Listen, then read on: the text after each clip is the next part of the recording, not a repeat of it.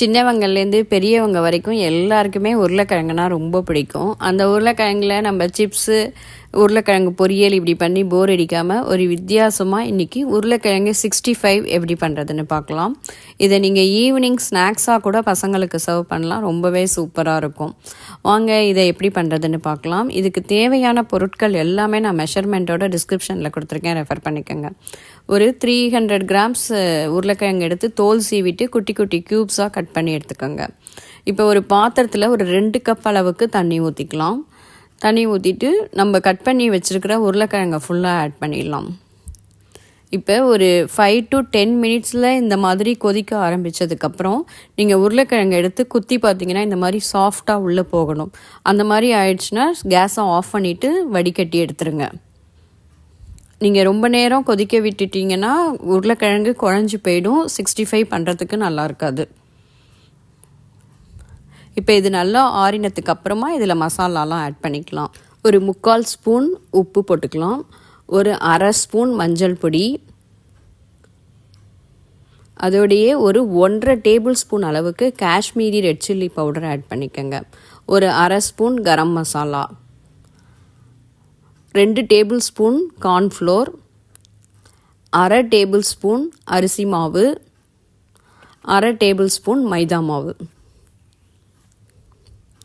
இதோடையே ஒரு 1/4 ஸ்பூன் ஆம்ச்சூர் பொடி, ஒரு 1/2 ஸ்பூன் இஞ்சி பூண்டு பேஸ்ட் ஆட் பண்ணிக்கோங்க. இப்போ இது எல்லாத்தையும் நல்லா மிக்ஸ் பண்ணிக்கலாம். உங்ககிட்ட அப்படி ஆம்ச்சூர் பொடி இல்லைன்னா நீங்கள் சாட் மசாலா இல்லைன்னா புளி பேஸ்ட்டு, இது ரெண்டுத்தில் ஏதாவது ஒன்று ஆட் பண்ணிக்கோங்க. அந்த புளிப்பு தன்மைக்காக தான் இதை ஆட் பண்ணுறோம். இப்போ இதை நல்லா மிக்ஸ் பண்ணிவிட்டு கொஞ்சமாக தண்ணி தெளித்து திருப்பியும் மிக்ஸ் பண்ணிக்கலாம்.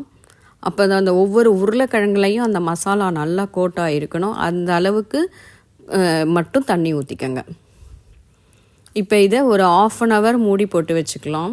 இப்போ பக்கத்தில் ஒரு கடாயில் எண்ணெய் ஊற்றி ஹீட் பண்ணியிருக்கேன். நல்லா ஹீட் ஆனதுக்கப்புறம் மீடியம் ஃப்ளேமில் வச்சுக்கோங்க. இப்போ பார்த்தீங்கன்னா இந்த மசாலா ஃபுல்லாக அந்த உருளைக்கிழங்குல நல்லா கோட்டாக இருக்குது. அந்த மசாலாவோடு சேர்த்து ஒவ்வொரு பீஸாக எடுத்து போடுங்க. மொத்தமாக போட்டிங்கன்னா ஒன்று சேர்ந்து நல்லா இருக்காது. அதனால் ஒவ்வொரு பீஸாக இந்த மாதிரி போட்டு எடுத்துக்கலாம்.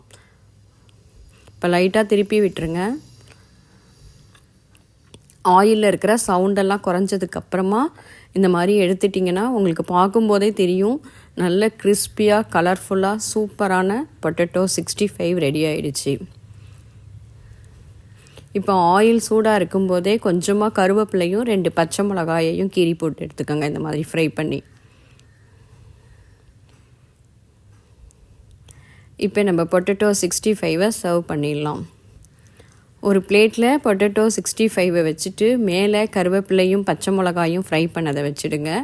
ஒரு 1/4 லெமன் கட் பண்ணி வச்சுருக்கேன். அதை லைட்டாக மேலே புழிஞ்சு விட்டுட்டு ஈவினிங் ஸ்நாக்ஸாக கொடுத்தீங்கன்னா உங்கள் பசங்கள்லாம் ஒரு 5 நிமிஷத்தில் காலி பண்ணிவிடுவாங்க.